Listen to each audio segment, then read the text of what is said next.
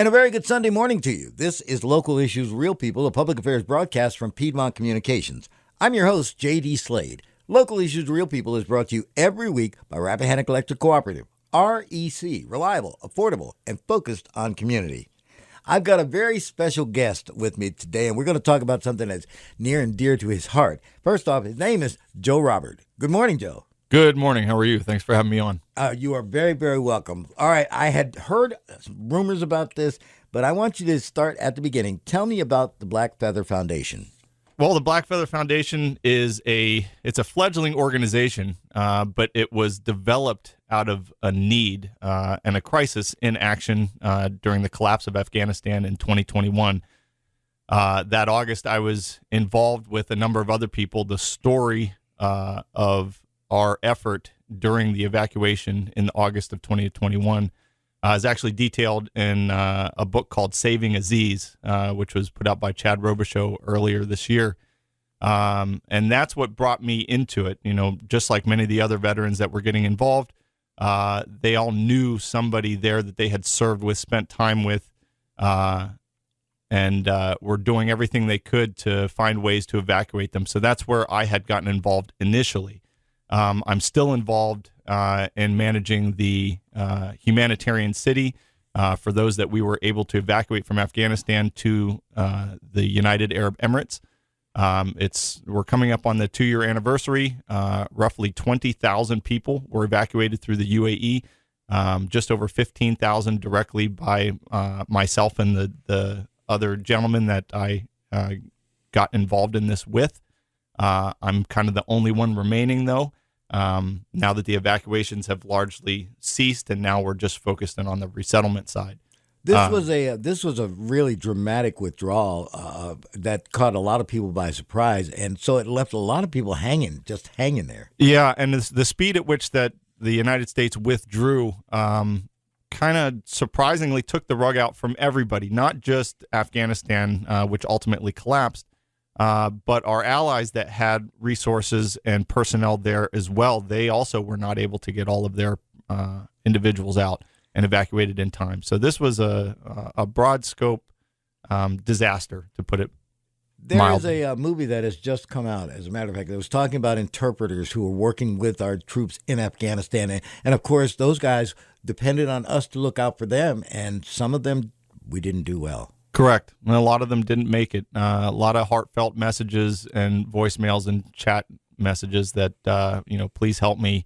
I'm being chased. Where do I go? I can't get into the gate. I can't get into the airport. The U.S. is now withdrawn. Now what do I do? I've spent everything. I've left my house. They're just stories and stories. They're endless of this. And, you can't save everybody. You do your best. I'm a citizen. I'm a typical citizen. I'm a veteran, but I wasn't involved with government operations or anything prior. So our efforts are limited to the point that we can only do so much before we have to rely on government systems and processes and protocols in order to actually get someone resettled somewhere, to actually move them, right? Moving people across boundaries borders is a pretty serious offense. And it does take a lot of strategic planning. A tremendous amount. And if you're trying to build your strategy off of the U.S.'s strategy, which didn't appear to really have one, it's hard to put a plan together based off of another plan that also wasn't put together. Tell me about the name of the foundation itself. Black Feather. So when I was a kid, about 7 or 8 years old, I took a trip to London. I went to the Tower of London there, and the ravens in that courtyard. Yes. They just I connected with them. They connected with me, whatever it was. So it's always been that bird, the whole family, crows, ravens, very intelligent. They have their place in mythology as well, number of different backgrounds. In the Norse mythology, you have the ravens, Hugin and Munin, which are the eyes of Odin and kind of provide his, I'm a reconnaissance background, so that was always near and dear to me to get and gather information from around the world and give that to Odin. So that's where the raven part came from. And one of the other gentlemen that was involved in this, he and I had started a business together in 2017 called Raven Group. So after the fall of Afghanistan in 2022, there's no contract to do this work. There's no money So it has to be done through charitable contributions. So that's where, okay, we need to set up a separate organization, have it non-charitable, not for profit. And what do we name that? Well, what do the ravens leave behind? The black feather. Feathers. And what's interesting is that the significance of the black feather, everyone usually has some dark and foreboding sign that it's associated with. But in actuality, that feather is supposed to signify the end of whatever hardships you're going through. And that feather indicates that your new path, your future is going to be revealed and come to you, that you've trod through the worst of it.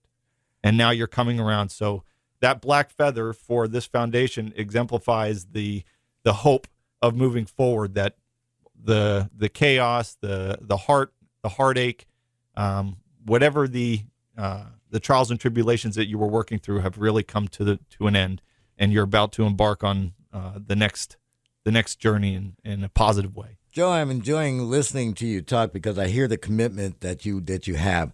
I understand that the organization is a veteran-run organization. Yes, every one of us involved is a veteran. And how many do you have, again, working with you? Currently, I have 4. Myself, I'm a Marine reconnaissance veteran. We have Mike is my chief of staff. He is an Army tanker veteran. We have Candace, who is another Army officer veteran. She spent some time in special operations community.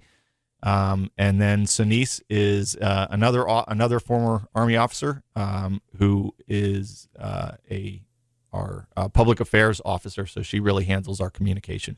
Now, you all do this on your own? Yeah, this is all volunteer at this point. I mean, it's got to be expensive just to try and, try and get all the reconnaissance and communications together. So how do you make it? It's very difficult. I can't say that the subject of Afghanistan is a sexy one. So there's not a lot of funding that comes through this, but we made a commitment to help and do whatever we could for these people, and fulfill a promise that we see our own government failing to follow through on. That was such a disaster, and I mean that just blew up in our faces. That whole debacle, and unfortunately, there were a lot of people who depended on us, and we ended up letting them down. And so now you're trying to make good on this. Again, if somebody wants to try and help you, how can they? So right now, given the phase that we're in, so we had the evacuation side and the resettlement side, and that's coming to a conclusion. That's not an enduring effort. There will be people that need help and are still trying to evacuate, but it's not at mass scale like it was previously. So although that's still an ongoing effort, you can't build. That's not a workload that you can develop an organization around. So we have our domestic programs that we're launching now. Our first one is our coaches initiative, and that's focused on exposure through sports to the kids of these refugee families that are here, to help them get involved in the community, to get exposed to a new atmosphere, a new environment. This has got to be scary for a lot of them because they're just basically dropped into a whole new situation that they're not familiar with. Yeah, whole new culture, whole new environment, whole new lifestyle, everything. And they're really not given a whole lot to get going.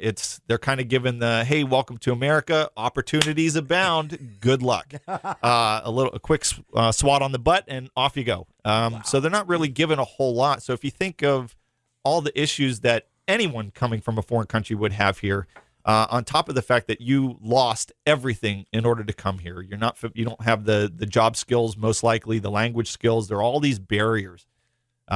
So by reaching the kids first, by extension, you're helping the family, because what do we do as parents when you're sitting on the sideline watching your kid develop? The parents are talking, and you get brought into the community, and that helps to ease the transition to your new life and expose all of the really good things that we have and take advantage of here in the United States, the freedoms, the opportunities that are bound to us, and then just the community of people.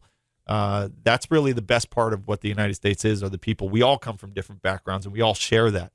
With whatever the chaos is going on in politics and what you see on TV, for the most part, my experience has been that all of that is not what we typically experience in our lives, right? It's just noise.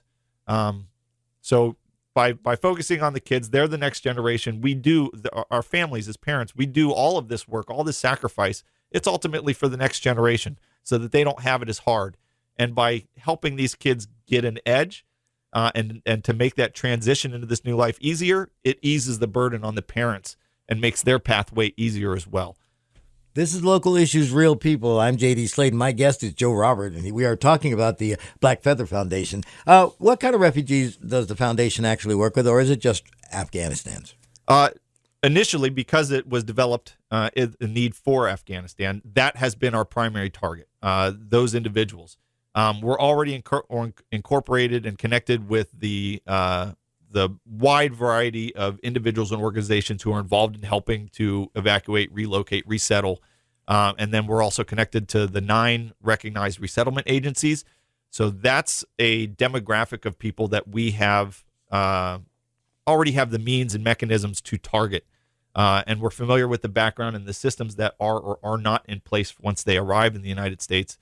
So we're finding the niche and where we can be effective in continuing to help them. We would like to expose or expand that to other refugees and to ultimately anyone that is displaced by natural disaster, war, a collapsing government, for example. They're happening all over the world. Exactly. There's always going to be a need, but in the beginning phases of this, we're trying to remain focused and small. And then as the programs develop, we get best practices. We see what works, what doesn't work. We can start to expand on that. What are some of the challenges that your foundation deals with when providing support? Connecting with the people in general. We have a list. We know kind of the cities that they go to, but not all of them have the connectability. They have to get new phones. They don't have vehicles, transportation, getting them where they need to be. There's a lot of just logistical issues that we struggle with. I think I want to try and put this so that people can understand it and recognize exactly what you're dealing with. It's like, okay, you live in Orange, Virginia. I'm going to take you, I'm going to blindfold you, I'm going to take you 3,000 miles from where you are, and then I'm going to just drop you in this location, take the blindfold off and say, well, good luck to you. That is basically what has happened to a lot of these people, isn't it? Yes, it's a scary proposition. Granted, that blindfolding and bringing 3,000 miles was voluntarily done, that adventure, but it is certainly a scary proposition. Again, and these people have to, you're right, they have to start from scratch. From absolute scratch. Beginning. And are there plans, are there programs that can help them along the way with that? I mean, again, it's a big tag. There are, and I think any of the veterans that are listening here would be able to relate, but I hate to bag on the VA, but most veterans that come out, you go, all of your services, post that for medical, mental health, whatever, they go through the VA, and the bureaucracy involved with getting the help you need is sometimes such a burden that you don't take advantage of what's actually there to right, because it's not easy. It is. So similarly here, there are programs out there, but they are difficult. They are complicated. And a lot of these systems are in a way designed to fail, or better phrase, they're not designed to work. There we go. Right. They're not designed to work. Right. It says it addresses an issue, but finding how that actually works and how to take advantage of that is complicated. And then put into the fact that, or add on to that, all right, not being familiar with the language and understanding how these systems work, who to communicate with, who to contact, and to get that help. It's hard to find it. So we coordinate with all the other different aspects. So if it's not a service that we can provide, we can probably point you in the right direction. Boy, but that just sounds like it's an intricate network of a lot of people having to have to be involved in doing this. It is quite a job. It is. All right, tell me about this initiative called Coaches. Coaches Initiative. So I grew up, I would say I grew up a privileged upbringing. We never in need financially or anything like that. So, and afforded all the opportunities of a middle-class upbringing in the United States. But I grew up boxing in Alexandria Boxing Club, when I was 9, 10, 11, 12. And I was the only white kid in the gym, and the rest were all inner city kids. Now, Alexandria Boxing Club produces top-notch boxers every year, male and female. So it's an outstanding club, outstanding group of coaches. But the program itself, much like martial arts and everything else, the program, even though it involves physical contact and it's a brawling sport, those programs kept those kids, those inner city kids, out of trouble. Because it teaches them discipline. Right. And again, it's like people don't understand. It's like if you're exhibiting either fighting, again, techniques, either taekwondo, karate, it's like it is a masterful dance. And it really does. It takes extreme skill, and you've just got to be able to focus. And if you're focusing that hard on that, you don't have time to think about garbage. Right. If you're going to train, if you're going to spend the time on it, you've got the discipline, you've got the responsibility of the coaches who are committing their time to your teammates, if it's a team sport, whatever that is. All of those attributes and character development traits that are incorporated in sports last way beyond sports. Right. Absolutely. Most of us beyond the age of 18, that's kind of it for our athletic careers. But the what you learn in the sports, the commitment, the discipline, the responsibility, all of that translates to later in life. So I got to see early on how sports is such a strong aspect, and it gets rid of all the other political noise, right? All the other noise around you, just like the Olympics. Whatever else is going on in the world, hey, quiet things down. Let's just enjoy sport, human to human in the game. Exactly. Right? So that's where the idea came. Where could we be the most effective in helping these families that we just helped to resettle in the United States to get started and move forward in a positive way and give them the best tools available. And that niche was an area where these kids are underprivileged now, just as the inner city kids here, and to give them a chance. And I can see how those programs could benefit these families start their new life in a positive way. Sports gives people an opportunity to think, to work within a system, to work with others, and to achieve a common goal. And that's one of the things about sports that makes it such a wonderful aspect. Again, if you start with the kids, of course, you're doing right. You're doing exactly right. Get the kids first, and then everything falls into place. Right, and I'm a father of 3 now, and I got twins on the way. And even myself, I can see how my kids having positive experience helps me. It helps my life, takes the stress off me. So, again, that's the by extension. You help the kids, by extension, you're helping the rest of the family. There's another thing, and I'm going to get down into the dirties here. It's like, tell me about your dad. My dad. So I share his name. I'm a third. And he was a rather remarkable individual. And he started a program called Fight for Children in '89, and that was to protect that boxing club, the Alexandria Boxing Club. So similarly to him, children was always a focus. That's where the effort should be if you're going to help somebody. The apple has not fallen far from the tree. No, the apple hasn't fallen far from the tree. I have the same passion, the same desire to help. I've just been involved in another area, another group of people that could benefit from the same assistance. So the program that he developed with Fight for Children targets inner city kids.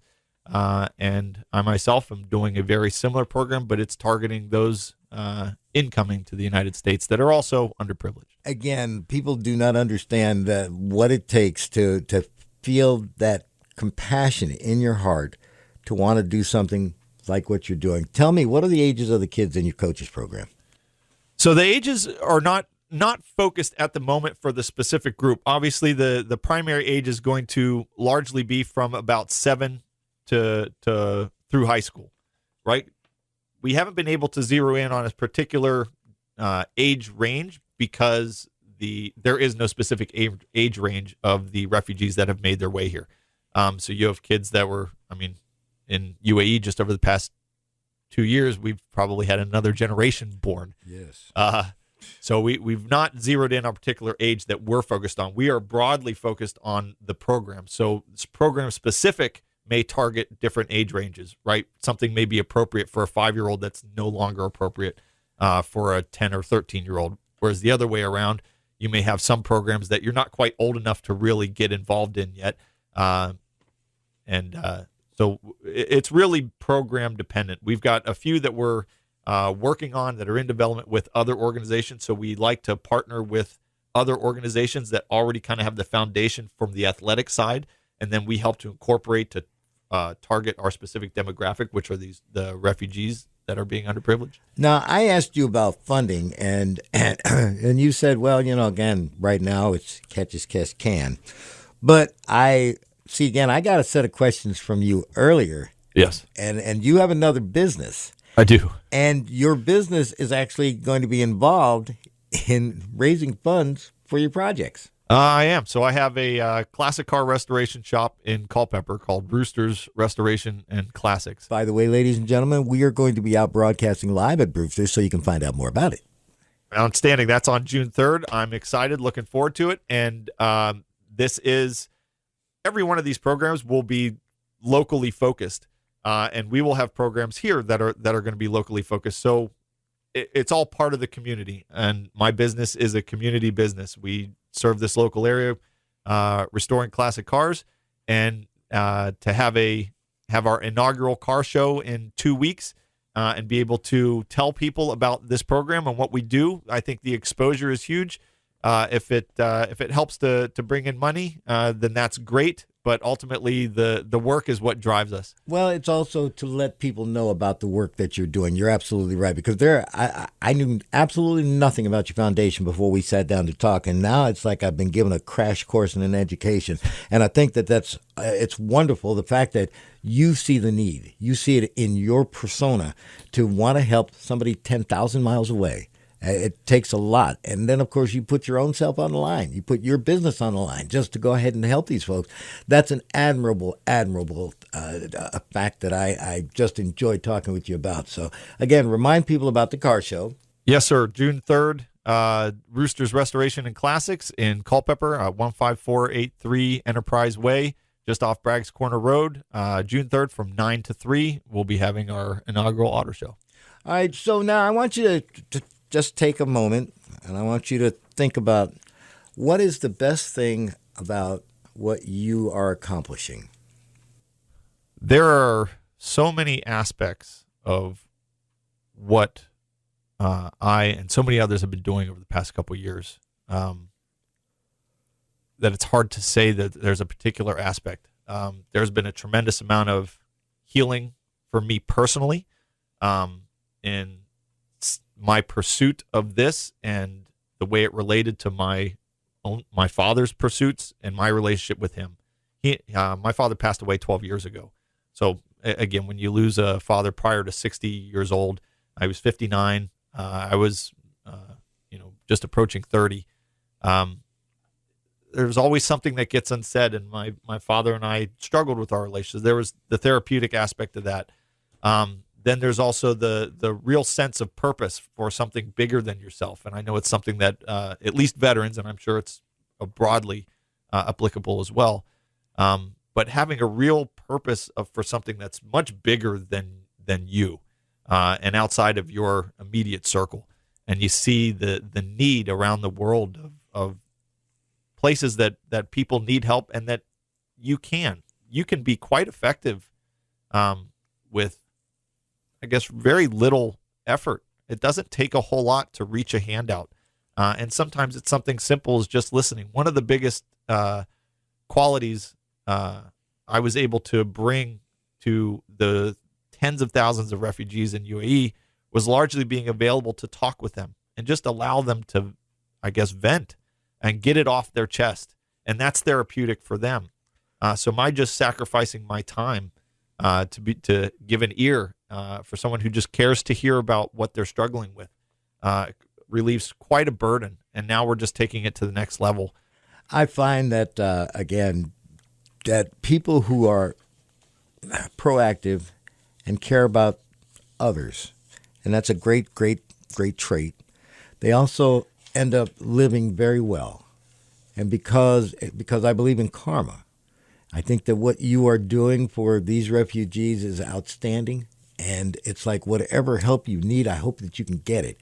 Again, if somebody wants to get a hold of you and wants to talk to you.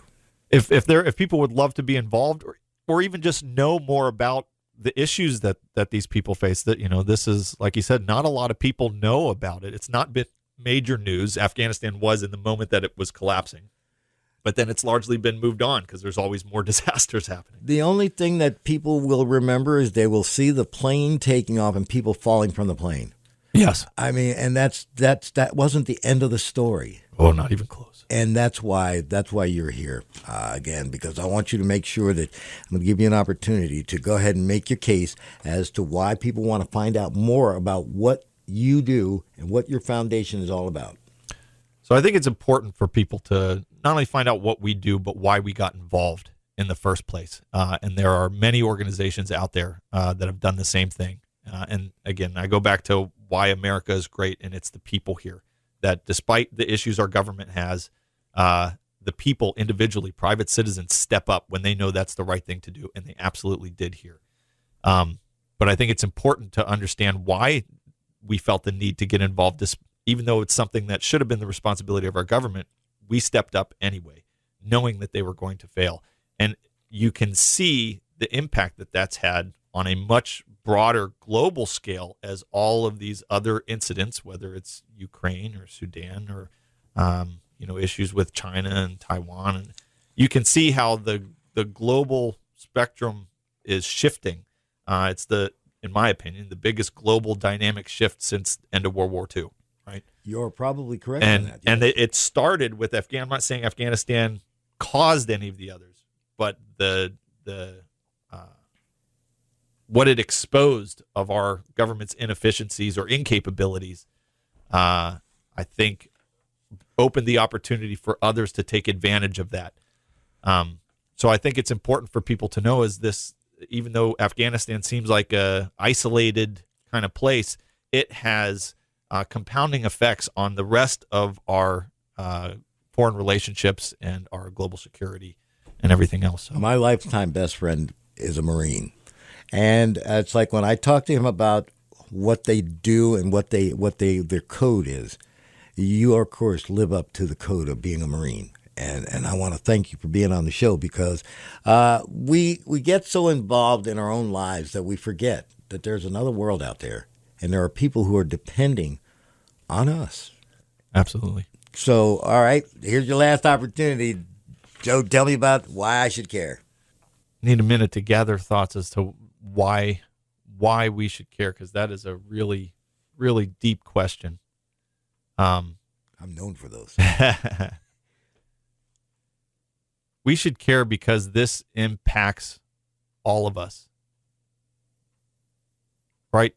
As a community, as a nation, the people that are wanting to come here, we can get all wrapped up in the politics of how they get here, whether it's right, whether it's wrong, if it's taking jobs. That's a bunch of other noise, but they're ultimately our neighbors, our community members, and they're human beings. And they're human beings at the core of it all. That's the basis of all of it. These are just other human beings that need help. And if you have a way to help someone without taking food off your own children's plate, there's plenty to go around. And it doesn't take a lot of extra effort to give someone that little bit that they need to get going, that little bit of hope to spark them on a positive path. So if we want to have a healthy nation, and as you zero in from nation down to your state, down to your county, and to your community, if you don't help your neighbor, or you aren't aware that your neighbor is struggling, and we don't reach out and communicate with one another, then people will fail and communities will fail. And we've already seen what the result of failure is. Just look at Afghanistan. Again, I thank you so much for bringing this to my attention. Remind people again about the car show and, of course, when people can come and talk to you. Yes, sir. Rooster's inaugural car show is June 3rd from 9 to 3. And Black Feather Foundation can be reached at info@theblackfeatherfoundation.org. And we'd look forward to hearing from anyone, and hopefully somebody wants to get involved. And even if you have some advice or a program that you're aware of in your local community that thinks could help us or help these people, then by all means, feel free to reach out. One of the most interesting programs I've done in quite a while, and of course we're talking about the Black Feather Foundation, and it's a great cause. And again, Joe, thank you so much for being on the program. I appreciate you for having me on. Once again, it's like we care. Again, we are a community, and we are all in this game together. And that is Local Issues, Real People for this week. Again, I've enjoyed it. If you've got an idea for Local Issues, Real People, I'd love to hear it. You can email me at jdslade754@gmail.com. For Rappahannock Electric Cooperative, REC, reliable, affordable, and focused on community, that is Local Issues, Real People for this week. I'm JD Slade.